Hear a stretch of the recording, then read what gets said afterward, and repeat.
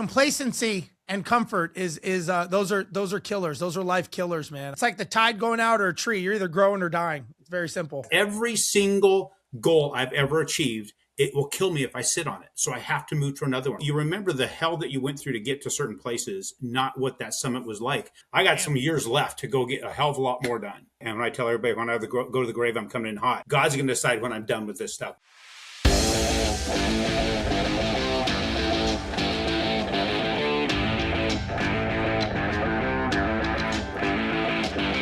All right, guests, we've got a good one today. Welcome to another episode of High Stakes with Steve Rozenberg.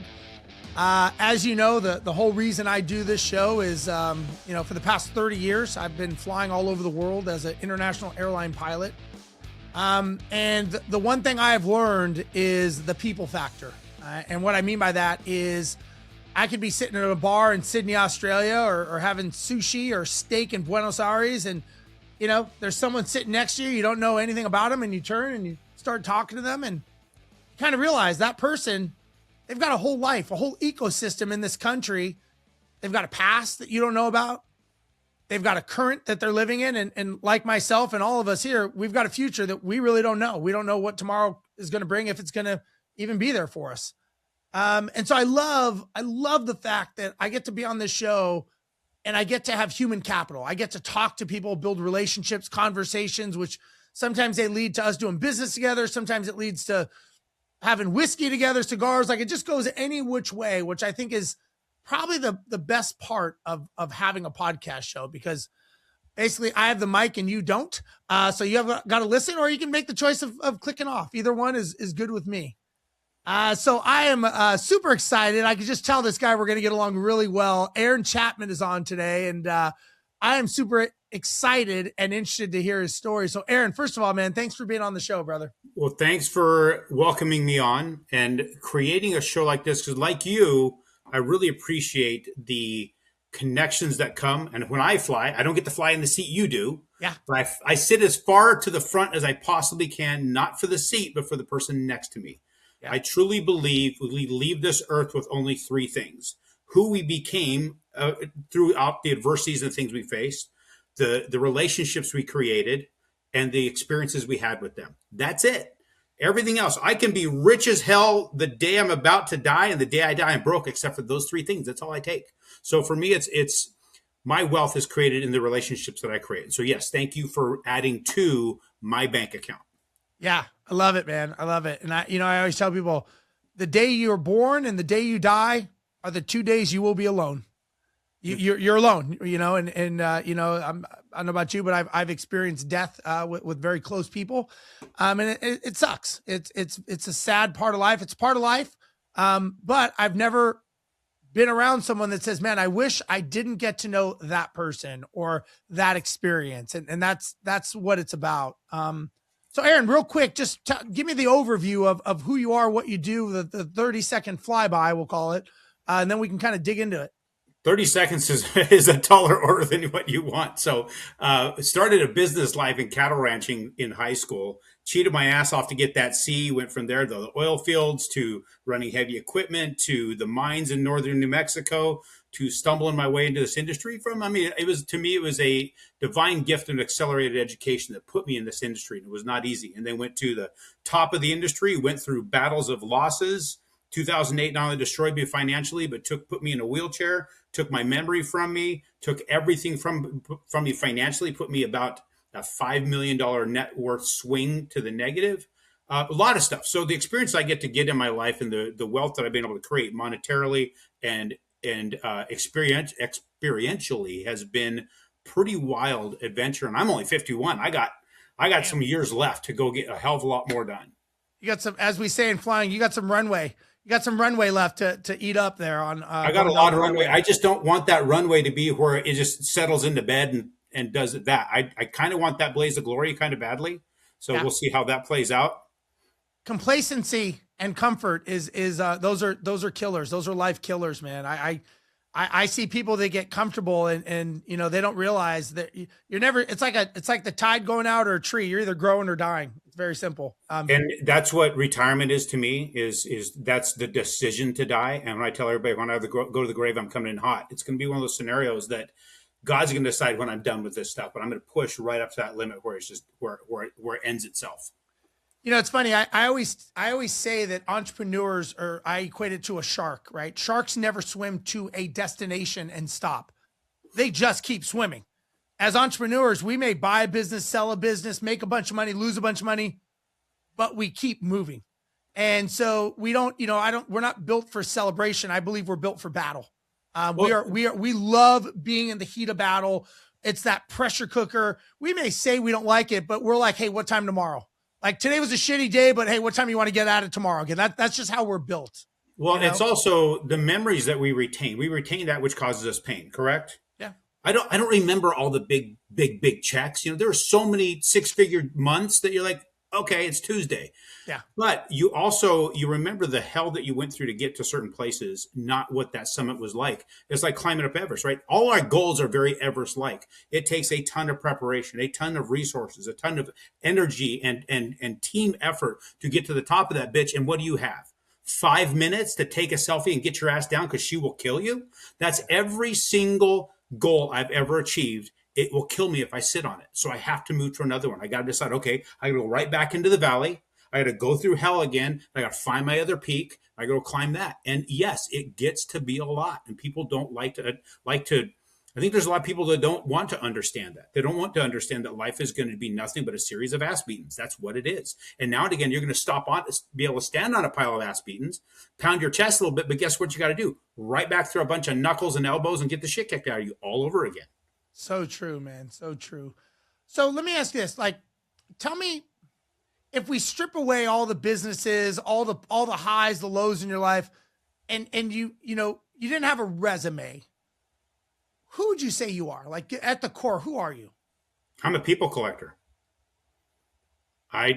Back to what I was saying before, I'm a relationship person. I enjoy the time I have to myself when it works. I really, really enjoy interaction with other people. People are fascinating to me. I really enjoy having those relationships and the really, really good relationships. Now, you can sort through, you probably watch Fight Club, right? When you're in the air and you're traveling, you get the single serving friends. Yep. But then those deep connections, those people you met that stay friends forever. There's flights I've been on where I sit next to a person for an hour and a half, but I still talk to that person years later. We still text. One just happened to be executive with American Airlines on one of their flights. And she was trying to keep me quiet. It's like, don't let anybody know, but I'm kind of watching things. But now I'll shoot her an email. So-and-so was badass on this flight. Take care of her. I liked what this person done. This pilot did this and this and this. It was amazing. Make sure that they're taken care of. I love connecting with people and having that strong connection that lasts for years. Yeah, it's funny because, and I'm sure you caught this, that I believe human capital, right? The relationships is by far the highest currency. I don't know if it's the most ignored by transactional people, that's not for me to say, but I do believe that's the highest form of currency that exists is relationship building in my opinion. It sounds like you're very similar. And I think that is true even for the dirtbags that use the relationships to get ahead and actually Absolutely. use people and steal from people. Because if they didn't have at least the illusion of being a relationship person, they would not be able to get ahead. Now, eventually, they're going to develop enough relationships that they steal from. They'll have no relationships. They'll have a cellmate. That's about it. That's going to be their best relationship, and it might not be a good one, right? So that's back to what you're saying. Human capital to me is the most valuable thing in the world, and when we leave this earth, that will determine our value, is how many of those connections we have. So tell me, it sounds like you've had a pretty an entrepreneurial journey of pluses and minuses, ups and downs.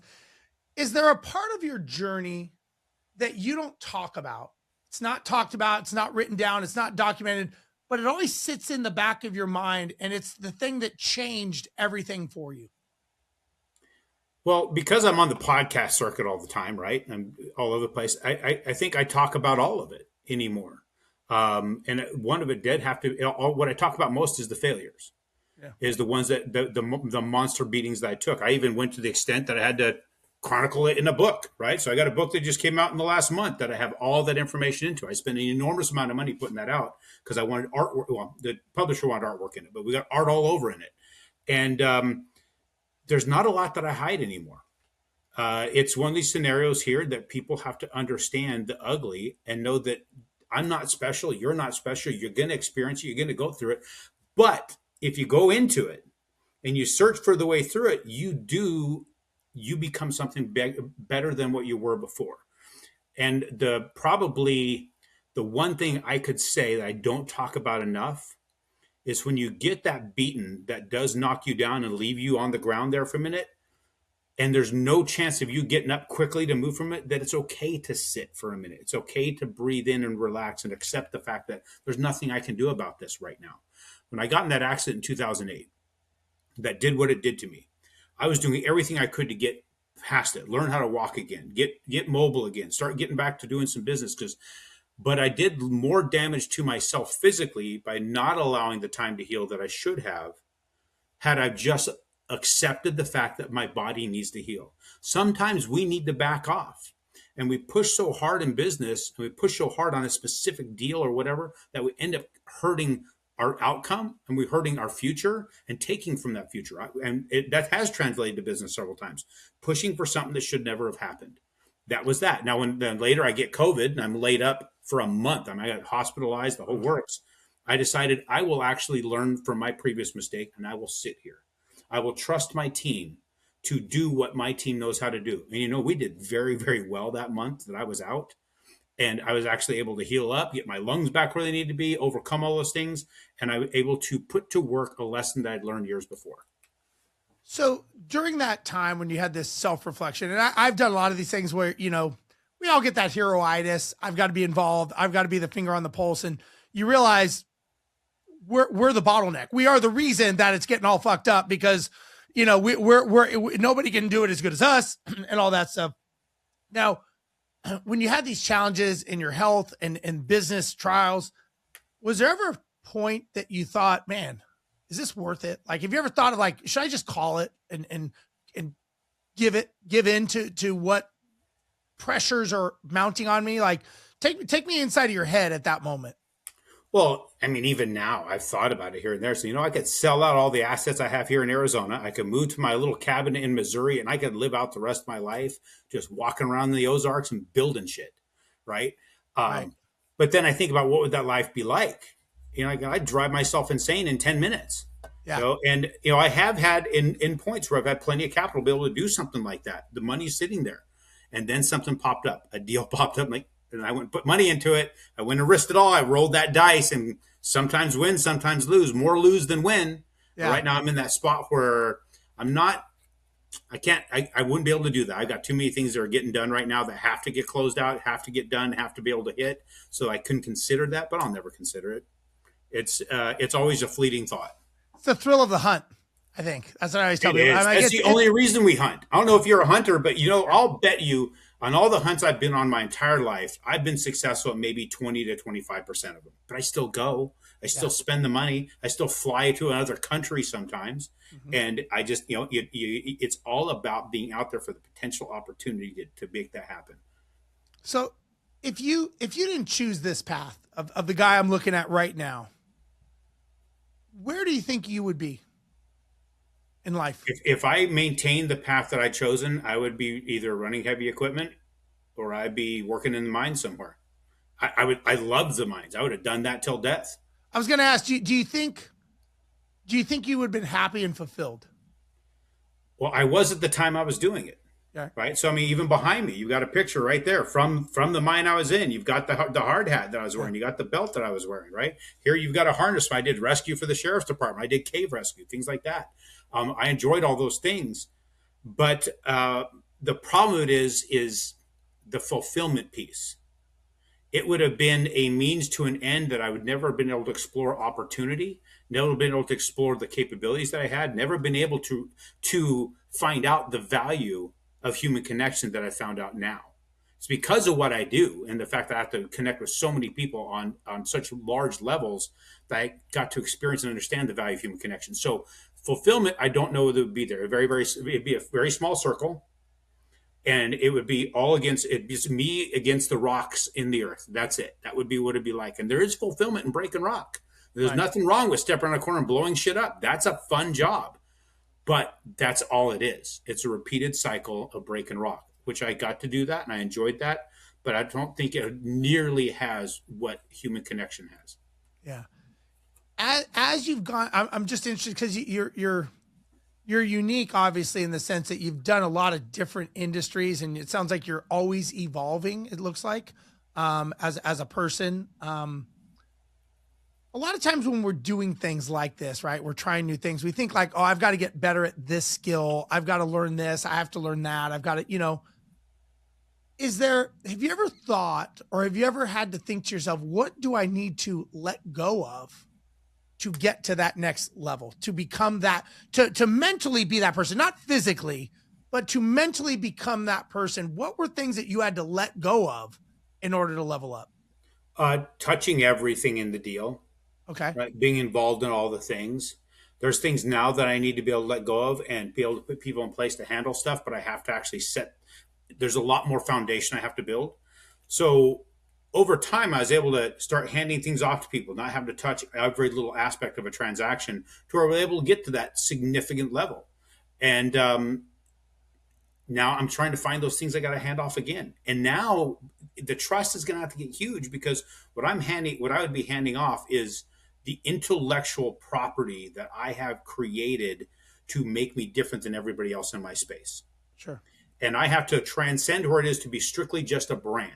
Now, the brand is out there. People in the real estate investment world, a lot of them do stumble across my brand quite a bit. I've done a lot of business in a lot of states. But now I have to get to the point where my goal is, when you hear the name Aaron Chapman, or you read that name, you don't think of, this braided, bearded sumbitch sitting in front of you. You think real estate investment finance. That's the goal. Kind of like Charles Schwab. You and I don't know what Charles looks like. I've never seen the sumbitch. I know what his logo is. I know what they do. That's my ultimate goal. And to do that, there's certain things I have to release. And I have to be able to take the secret sauce that makes us different and be able to hand that off to other people and trust them that they're going to use that to continue to compound what we're doing, not spin it off and go do something for themselves. But that's where the brand has to endure. And I have to be working on the brand significantly. Yeah, I'm sure Brandon Turner, Beardy Brandon, and that's the brand of him.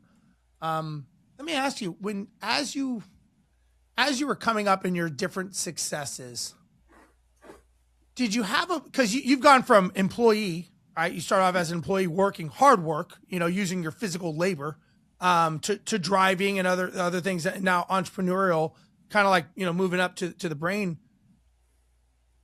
Was there anything that you thought about success that realized wasn't true?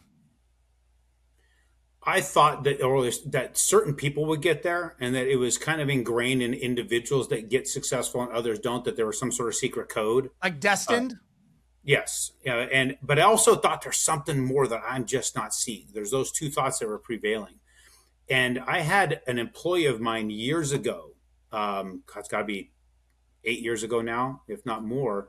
One day she asked me, she goes, "Hey boss, life's hard. I need the cheat code." And it just completely hit me in that moment. I didn't think about it till that time. I said, "You just figured it out." She goes, "What's that?" "That life is hard. That is the cheat code." Yeah. And it was like a light bulb went off at the same time for me too. Like, I knew that you had to work for it. I knew that it was not isolated for one person, but that was a light bulb moment for the two of us. And when I understood that was the cheat code, that nobody gets anything in life that, except for those who understand that it's hard, that you thinking that there is some code, some different thing, or some people bestowed with success and others not, was what held us back. Yeah. It's when you understood that it's going to be hard. You got to keep working. You got to keep trudging. It's like back to the Everest thing. It's small steps. Even you can't, there's people out there and take big steps, right? They have that capability. Ours might be from heel to toe, and that's it. But if you stay at it, eventually you get there. But get to where? That's the other problem that we all have, is what is this success? We're so busy defining our success of what we see other people do that we fail to define it for ourselves. And that was one of the things I really, really wanted to drill down for people, especially in the book Red in Economics, and everybody I talked to. Only you can define that. And then you have to settle in what that is and go look for it, hunt for it, build it, make it happen. And when you get there, is that enough? You can decide to expound on it, or you spend your time at that space and just live there. But you also have to build a thick enough skin about what you define success as, that nobody throwing rocks and darts and whatever at you can pierce that and make you feel less than. And that's the world we live in today. Everybody's so busy feeling less than that they're trying to build more. Look at the billionaires. You can't even have $100 billion without feeling less than somebody else. Right. It's a miserable ass existence when you can't define that and be very comfortable with it. So let me ask you this: that was maybe you in the past as you were growing up and becoming an entrepreneur and stuff? It sounds like.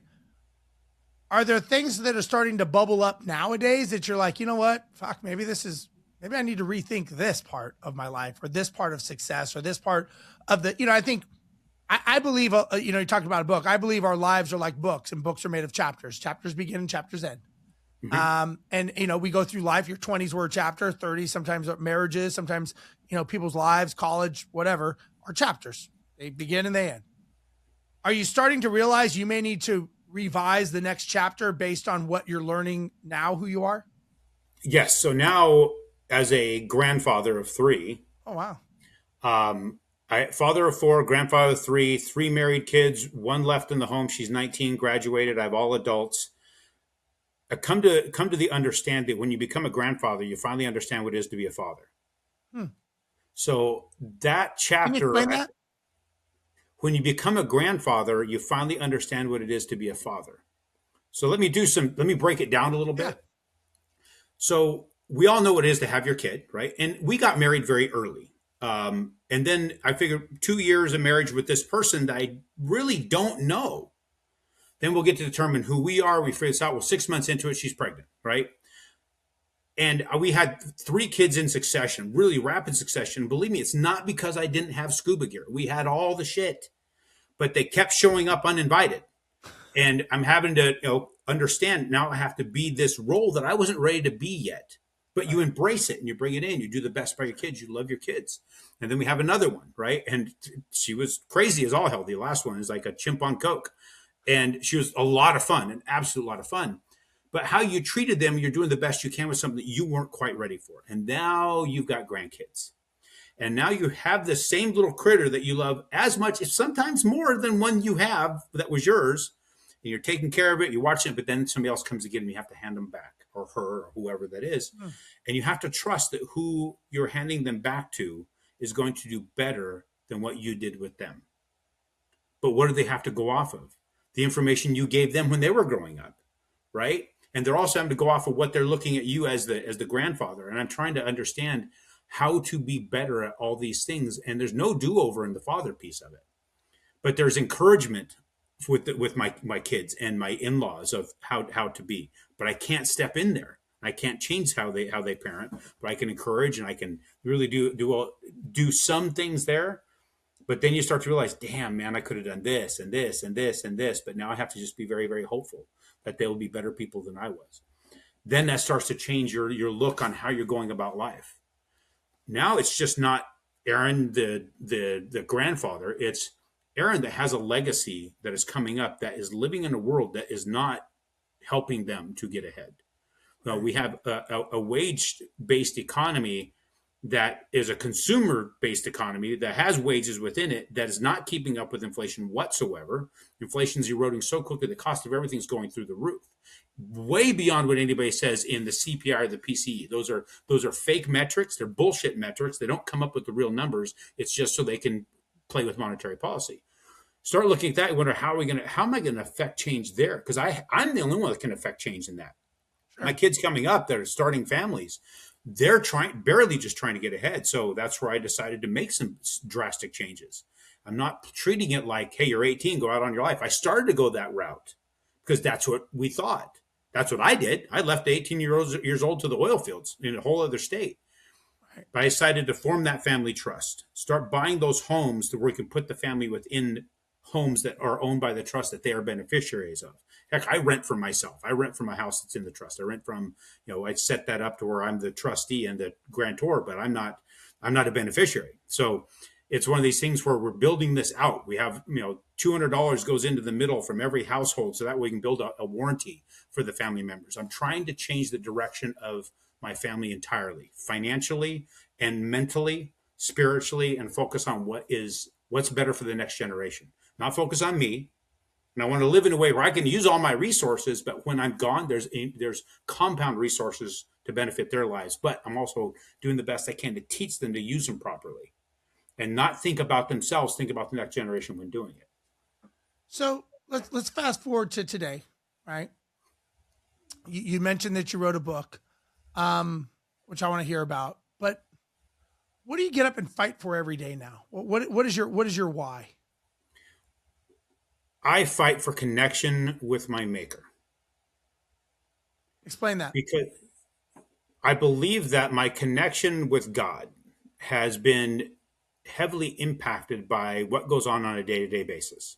From the second you get up to the second you fall asleep, your attention is being taken thousands of different ways. And so my connection with God and my creator and the ability to be a creative being myself is always under attack. So I wake up at 4:30 every morning, and that's where I try and focus that 3 hours of my day from 4:30 in the morning to 7:30, where it's all about what I need to be able to do to prepare myself for that day, knowing that that day is not mine.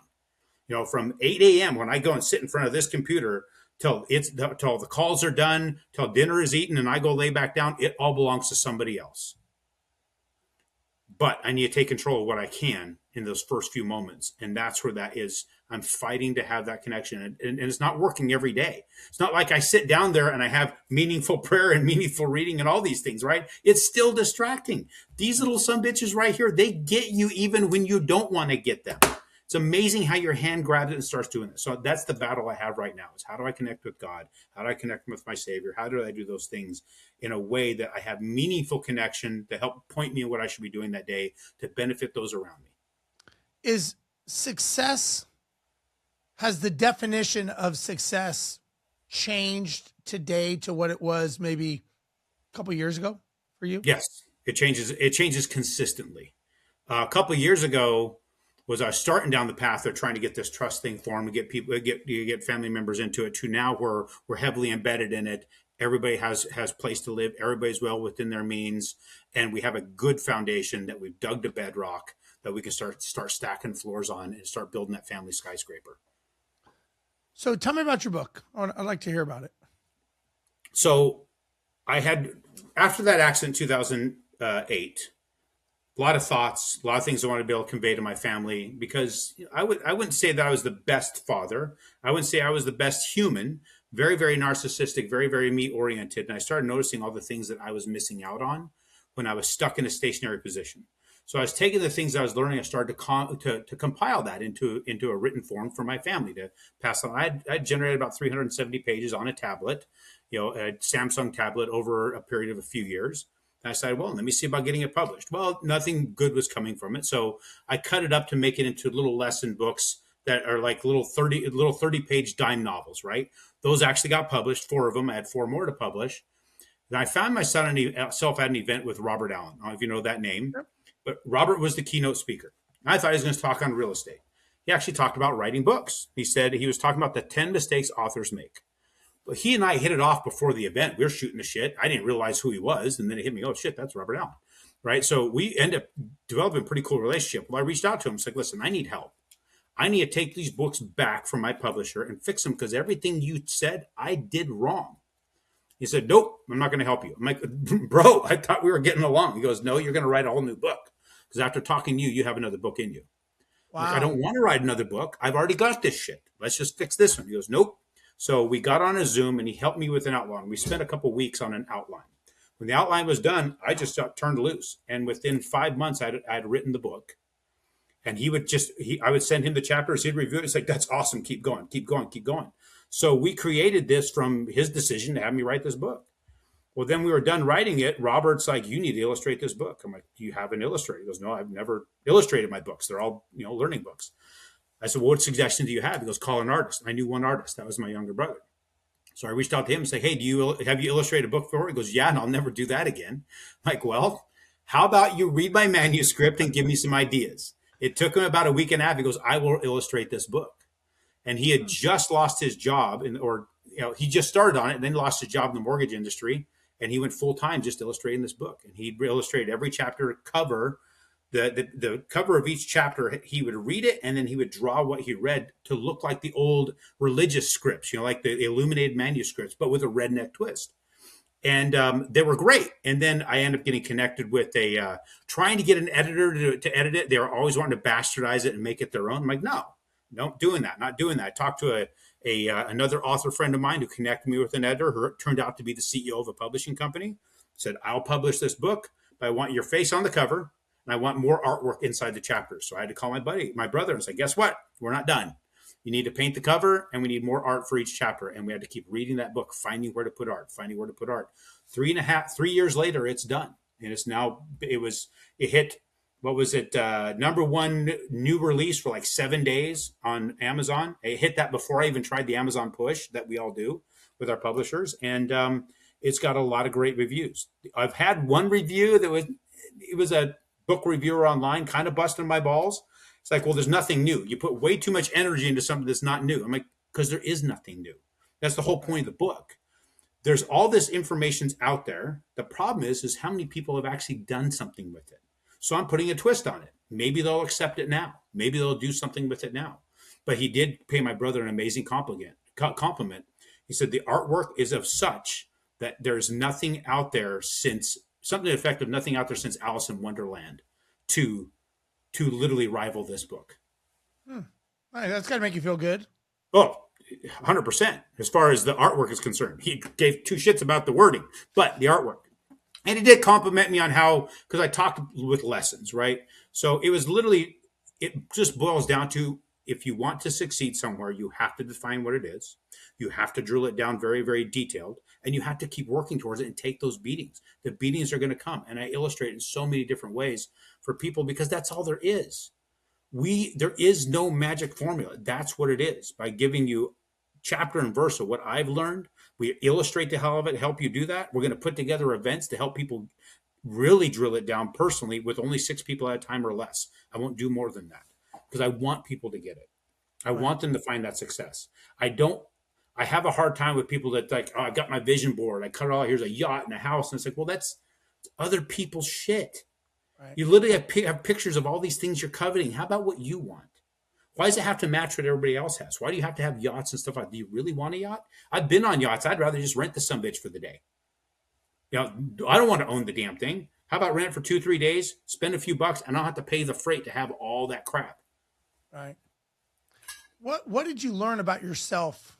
The latest version of yourself writing this book. Did you learn anything new about who you are today? The capacity to focus. Okay. So if you read Napoleon Hill's book, Outwitting the Devil, and it's that transcription of his interview with Satan himself, and he says in there that how Satan influences the largest part of the population is influencing them to drift, not concentrate on any one thing. This showed me that I was able to put something together and do it relatively quickly because of that really, really hard concentration, that putting myself in that moment where you only have one thing you're thinking on. That's it. That one part of the outline is that the only thing you're thinking on. And the more you concentrate, the more things flow to you. And you can create. The creative capability, it would come in that. What I'd learned, my mother has a heavy influence on me. I have a Hispanic mother and I have an Irish father.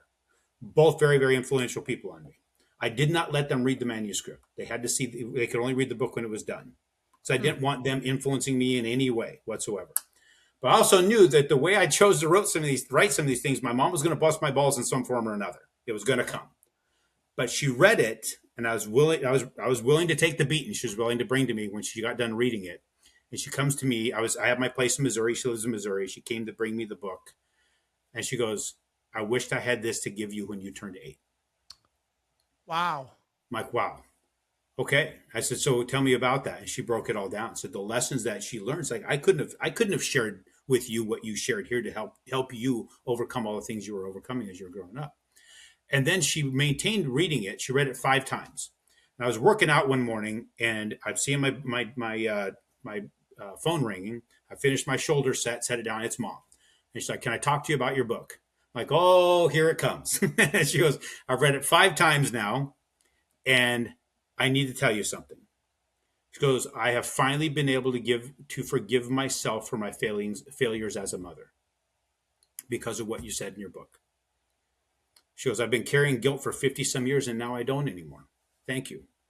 Well, one, I couldn't believe that that's what came of it. Regardless of whatever happens, that to me was the ultimate end I could have had for this pile of words. But then she sent me a picture of that page where she took those notes and wrote that down. Yeah. And on that page, it's the last page of the book. It says, I tip my hat to you if you made it through this pile, you made it this far through this pile of disruption, but you're only 20% done. You have 4 more reads left before you'll finally get it. I don't remember writing that. I don't remember why I wrote that, but I end up writing it for my own mother because it took her 5 reads to be able to let that go. So what I've gained from this, one, if you find something of value that you want to focus in on and you really, really drill it down and you spend that time and that energy and you focus, you can accomplish great things. There's a lot of things I read in there I don't remember writing. I don't remember where my mind was that created those things, but it kicks my ass even now. I'm the author and I'm getting my own ass kicked by it when I read it. I also learned that sometimes if you want an outcome, you just stay at it. This was not easy. 3+ years. And the hardest part was the audiobook. Robert Allen read his audio for the forward. I read my audio for the middle, and Dolph DeRoos, I don't know if you know that name, Yeah, international growth guy. Dolph wrote my afterword, and he read his afterword. I got the compilation of 2 industry greats that never worked together on the book before, but they did it on mine. And reading that manuscript to do the audio was one of those miserable damn experiences of my life. But it got done. There's not a single thing that we cut corners on, not a dang bit. And whatever the outcome is, I know when I lay my head on the pillow at night that this book, there's not a single cent spared. There was not a corner cut. We went after every single thing, and this will live on through the ages. I love it, man. I love it. That's it's got to be rewarding, man. Good for you. I love seeing people win and go through their own trials and tribulations. One last question before we wrap. For the younger Aaron that's maybe just starting their journey and they're just trying to survive and they're just trying to make it day to day, is there any advice you would give that person? Oh, I would love to go meet 15, 16-year-old Aaron, sit down with him, say, hey, we're going to grab a steak and we're going to be here for a while. But the first thing I would have definitely told him is you walking by right now, thousands of years of intelligence sitting on the shelves that you're ignoring. My mom knew Zig Ziglar. She knew Jim Rohn. She's personal relationships with these guys, and we had their books on the shelves.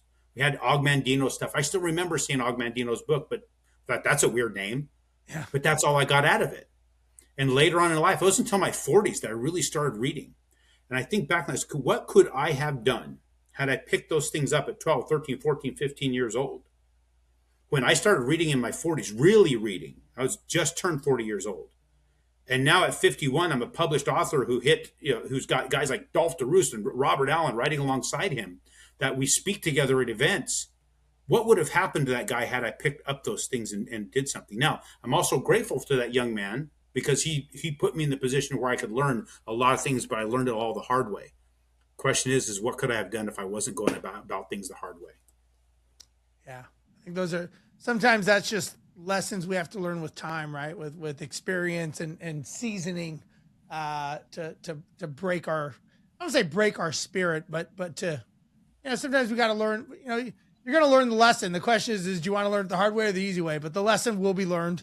Yes. How you want to take it is up to you. So and my lessons usually are learned at 80 miles an hour, skidding down a freeway in Arizona at 12:24 in the afternoon in August, right? Baking on the road, busting everything up and putting your ass in a wheelchair. That's how I've learned up to this point. And I think I'm done learning that way. I need to think through things and let God do the speaking. I love that. Well, Aaron, it was a great talking to you. I super, very interesting information and very motivational. And, you should be commended for doing the book. Congratulations. If people want to find the book, they want to talk to you, connect with you, where do they find you? So a couple of things. The book, you can go on and buy it directly from us, or you just go to the website, check it out, and go to quitjerkingoff.com. That is the website. I did secure that one. That's chapter 2 in the book too, is Quit Jerking Off. So, or you can just go to Amazon, look up Redneck Economics. And what I'm telling everybody, if it's worthy of a 5-star, I'm taking the first 85 5-star reviews that come. If I know who you are, I got to know who you are, because a lot of them are code words for their name. You will get a copy of this signed by me, by Robert, by Dolph, and by the artist. And it'll only be 85 of those in circulation. So if you're the first 85 5-star reviews on Amazon, and I know who you are, and I can figure out how to get a hold of you, or at least screenshot and send it to me at info@aaronchapman.com. You can email it, screenshot, let me know that it's you. Or you just go to aaronchapman.com and connect with me. We have resources that we are building in huge quantity to service the people who want to find a way to let their resources build for them and create that generational. It doesn't have to even be wealth. The things they hand on to the next generation also helps you in your world through real estate investments. I finance investment real estate.